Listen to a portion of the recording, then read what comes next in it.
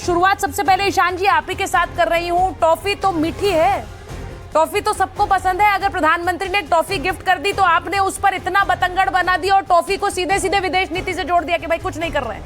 सुचरिता जी, toffee जरूर मीठी है, हाँ, लेकिन महंगाई बहुत कड़वी है और यही सच्चाई है। ठीक है। और कहते हैं ना सच कड़वा होता है, उसी तरीके से देश में आज जो सच है वो ये है कि देश में पेट्रोल डीजल के दाम 100 रुपए से ऊपर हो गए प्रति लीटर। कमर्शियल गैस सिलेंडर मिल रहा है 3,000 रुपए का, डोमेस्टिक सिलेंडर जो मिल रहा है वो लगभग 950 रुपए का मिल रहा है। तो ये सच्चाई है देश में। देश का जो रुपया है वो डॉलर के मुकाबले शतक छूने वाला है, फिर 100 रुपए प्रति डॉलर होने वाला है। ये सच्चाई है, ये कड़वी है। जो कड़वा घूंट है वो देश की गरीब जनता को, मुझ जैसे और आप जैसे, शिवम जैसे लोगों को भी, इनफैक्ट सतीश सर जैसे लोगों को भी, हम सबको कड़वा घूंट पीना पड़ रहा है। ठीक है। और प्रधानमंत्री जी वहां मीठा बांटते फिर रहे हैं। प्रधानमंत्री जी को अगर देश हित इतना था तो देश में रह के इन सब सवालों के जवाब देते, लेकिन सवालों के जवाब देना तो उनकी परिपाठी में है ही नहीं। पहली बात तो गद्दारी क्यों बोलते हैं हम? गद्दारी हम इसलिए बोलते हैं कि रशिया आपको तेल देना चाहता है, आपको एलएनजी देना चाहता है। एक एलएनजी का जो अभी आपने पढ़ा होगा पीछे, एलएनजी का जो टैंकर है, हाँ, उसको भारत ने लेने से मना कर दिया क्योंकि भाई इनके मित्र डोनाल्ड ट्रंप ने सैंक्शन जो लगा रखा है रशिया पे, उसके सामने सरेंडर हुए हैं।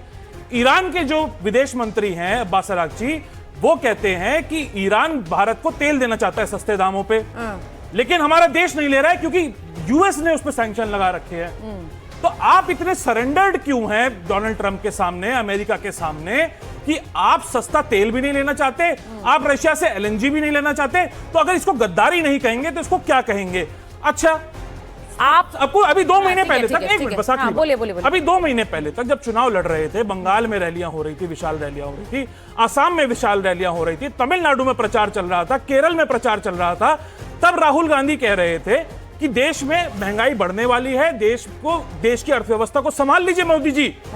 एक हमने सुझाव दिया मोदी जी को, लेकिन तब तक तो सब चंगासी। हमारे स्ट्रेटेजिक रिजर्व भी हैं, 90 दिन का तेल है हमारे पास, तो हमारे हॉर्मुज से टैंकर भी आने लग गए थे उस समय।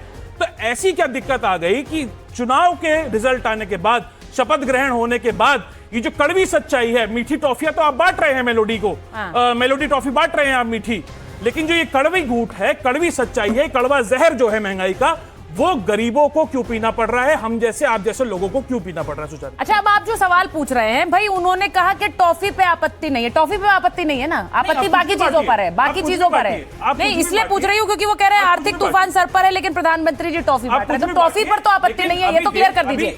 आपने जो इतनी बात कही, मैं उसका जवाब जो है शिवम से लेना चाहती हूँ, लेकिन आपकी जो बात है उससे मैं क्लियरली समझू कि टॉफी पर आपत्ति नहीं, आपत्ति बाकी मुद्दों पर है। बिल्कुल, टॉफी दे सकते हैं। भाई महंगाई जो है वो देश से जुड़ा हुआ मुद्दा है। अरे नहीं, मैं ये क्लियर करिए ना, क्योंकि टॉफी और रील से आगे नहीं बढ़ रहे हैं आपके देश के साथ रहना चाहिए। नहीं, सुनिए मेरी बात सुनिए।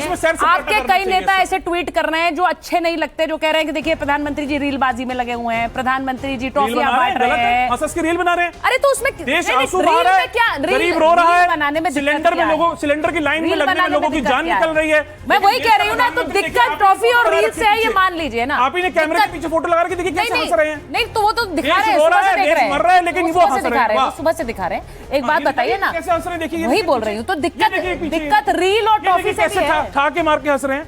देश रो रहा है, देश लाइनों में लग के मर रहा है। देश रो रहा है, देश रो रहा है, प्रधानमंत्री जी हंस रहे हैं, ये कह रहे हैं। वो उनकी आपत्ति है, लेकिन आपत्ति टॉफी से भी है और रील से भी है। सबसे पहले तो ये मुझे आज तक लगता था, क्योंकि मैं तो बचपन में बहुत सारी मेलोडी टॉफी खाई है, वो मीठी थी, लेकिन कुछ लोगों के लिए टॉफी इतनी जहर साबित होगी मुझे नहीं पता था। लेकिन मेरे दूरदृष्टा प्रधानमंत्री जी को पता था कि टॉफी खाने के बाद स्थिति क्या होने वाली है, वो जानते थे। अब कमाल की बात यह है कि जो इटली में हुआ, सबसे पहले हमारा स्पेशल स्ट्रेटेजिक पार्टनरशिप में जो है डिफेंस, ट्रेड, मैन्युफैक्चरिंग और टेक्नोलॉजी को लेकर जो है एमओयू किया। इसके अलावा जो है Indian middle east Europe economic corridor को लेकर जो है उस पर एमओयू करके आए। मैरीटाइम ट्रांसपोर्ट पर कॉर्पोरेशन शिपिंग और पोस्ट कनेक्टिविटी में काम किया। इसके अलावा क्रिटिकल मिनरल्स पार्टनरशिप में जो काम करना था उसको लेकर जो है एक जॉइंट वो करके आए। एग्रीकल्चर एंड एजुकेशन पर एमओयू करके आए। इसके अलावा इकोनॉमिक कॉरिडोर क्राइम में क्या हुआ है कि जो लोग इकोनॉमिक क्राइम करके यहां से भाग जाते थे, उस ट्रीटी को कोऑपरेशन को मजबूत करके आए। ट्रेड टारगेट करके आए कि बाय 2029 हमारा $20 बिलियन का होगा। ठीक है, लेकिन टॉफी जैसे दिमाग वाले नेता का बुद्धि सिर्फ टॉफी तक ही पहुंच पाई, उससे आगे पहुंचे ही नहीं। मतलब जितना साइज टॉफी का होता है उतना ही साइज दिमाग का है, तो बुद्धि भी बस वहीं चली, बुद्धि भी सिर्फ और सिर्फ रील पर चली, टॉफी पर चली।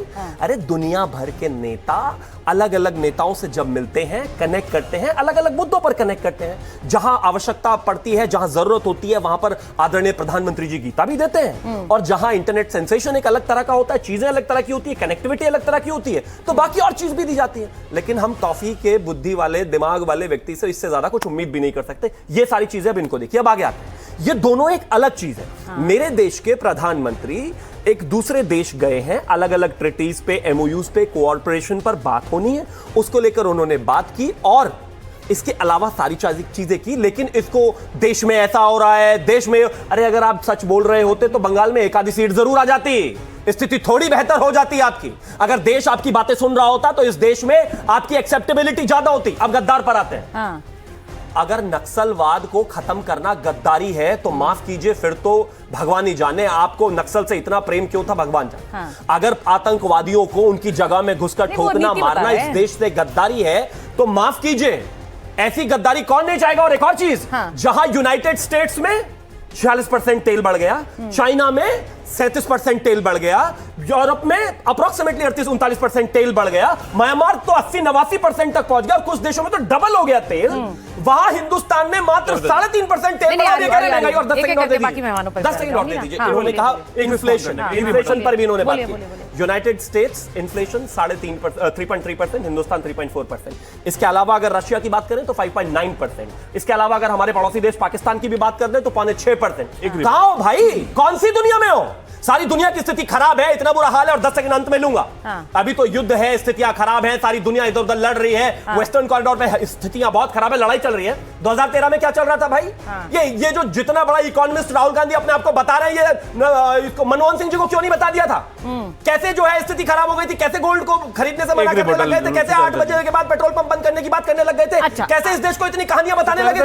कैसे आपका करंट 2014 में अगर 2014 कंप्लीट तो कर ले भाई वो। एक सेकंड सुनिए ईशान जी मेरे पास 3 और मेहमान हैं, मुझे उनके पास जाना है, उसके बाद मैं वापस आपके पास लौट कर आ रही हूँ। मुझे एक बात बताइए, सतीश जी स्टूडियो में है मेरे साथ, फराज किदवई साहब, हर्षवर्धन त्रिपाठी जी बैठे हुए हैं। मुझे बताइए, उन्होंने कुछ बातें बताई सतीश जी, अब ये किसी को कहना देश में खड़े होकर के जाइए आपके प्रधानमंत्री आपके सामने आए तो उन्हें बोलिए क्या कि गद्दार प्रधानमंत्री, होम मिनिस्टर आए तो बोले गद्दार गृह मंत्री।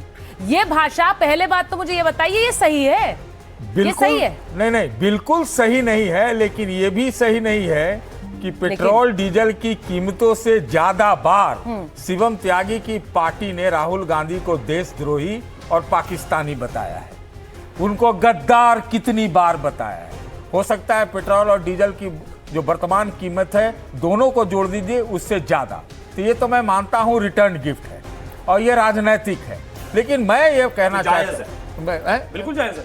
नहीं, जायज नहीं है, आपका भी जायज नहीं है, उनका भी जायज नहीं। बिल्कुल सतीश जी पहले अरे बोलने तो दो यार, वो नहीं बोलने दे रहे आप। नहीं ईशान जी एक मिनट रुकिए ना भाई, उनकी बारी है, ऐसे मत करिए, ऐसे मत करिए। प्रतिपक्ष बोल सकते हैं, उनकी बात है, इसलिए जायज है, समय है। अच्छा जायज है तो फिर भाषा में कोई गरिमा मत छोड़िए, फिर जो करना है तू तड़ाक करिए, प्रधानमंत्री जी पर बोलिए, वो नेता प्रतिपक्ष पर बोलेंगे, ठीक है, सब पर बोलिए। अरे भैया फ्री फॉर ऑल है। हाँ सतीश भाई रुको, आपको देख लीजिए सतीश जी और ईशान जी दोनों कांग्रेसियों को कम से कम मत तो एक ही रखना चाहिए था, बात कर लेते डिबेट से पहले। सतीश जी यहाँ डेमोक्रेसी है, मैं कांग्रेसी नहीं हूँ। मान लिया आप कांग्रेसी है? नहीं, अरे हम कह रहे हैं आपको, मान लिया आपको। अच्छा ठीक है, अगर आप लोग ऐसे देखिए, मैं बाहर जा सकती हूँ, मैं हर्षवर्धन जी और फराज जी के पास जाऊँगी। आपका एक मिनट, आपको कन्विंस करने की जरूरत है, हमें पता है आप कांग्रेस कन्विंस कर रहे हैं कि देश में डेमोक्रेसी है,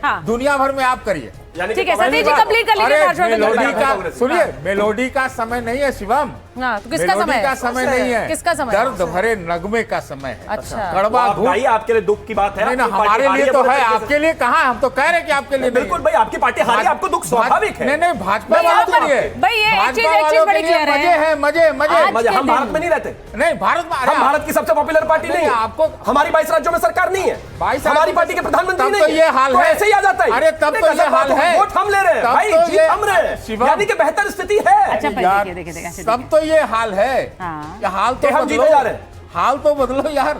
गजब बात हो गई। हम तो 22 अब हम तो चाहते हैं मतलब पूरे कि देश में हाल हमारी बहुत सरकार अच्छा हाल है। बदलने अब के लिए तो कम मेहनत से कर कम रहे हैं। भगवान अच्छा, अब आप के लोग लिए अगर सेटल नहीं ये करेंगे, मैं बाहर जाऊंगी ट्रिपल हर्षवर्धन B जी का के हाल पास। है, ट्रिपल हर्षवर्धन B। जी और फराज जी को ले भगवान लीजिए भाई। भरोसे भारत।